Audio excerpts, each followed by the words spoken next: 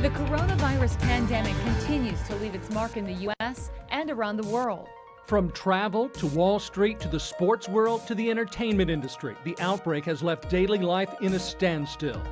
And in Wisconsin, the message from Governor Tony Evers is clear.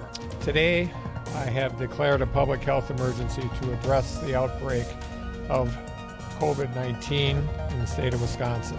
With the declaration in place, health officials are working to ensure everyone that can be tested will be tested. Wisconsin Nice is going to have a different look to it in the future.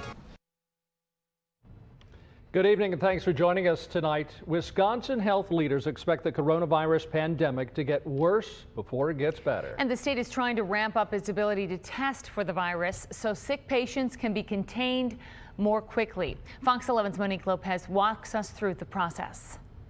Testing for coronavirus is almost as easy as testing for flu. We use those same kits, can get the same sample for COVID-19. We just have to send it to a different place. For Holy Family Memorial Hospital, that place is the state lab in Madison.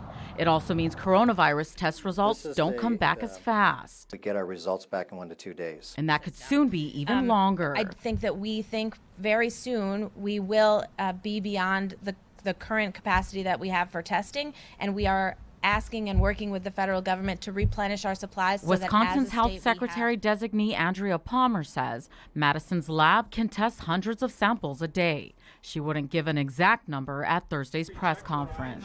What is the number of tests? You're not giving a number. Why not? We moved away from posting pending tests because the tests are more dispersed now. The state is letting people know when people test positive or negative. It isn't saying how many results are pending. But the number of pending cases becomes less relevant because it is not sort of immediately necessary for the public health response. If you want a coronavirus test, it's not going to be that easy either. At Holy Family Memorial, they first want you to call in. You'll be connected with somebody who will help you go through the decision-making process and where to go for any testing. Patients here at Holy Family Memorial are being asked to wear face masks before heading in, but only if they're exhibiting symptoms. Once you're here, you'll be tested for influenza A and B first. It only takes 30 minutes to get those results. If those are positive, then we know what we're dealing with.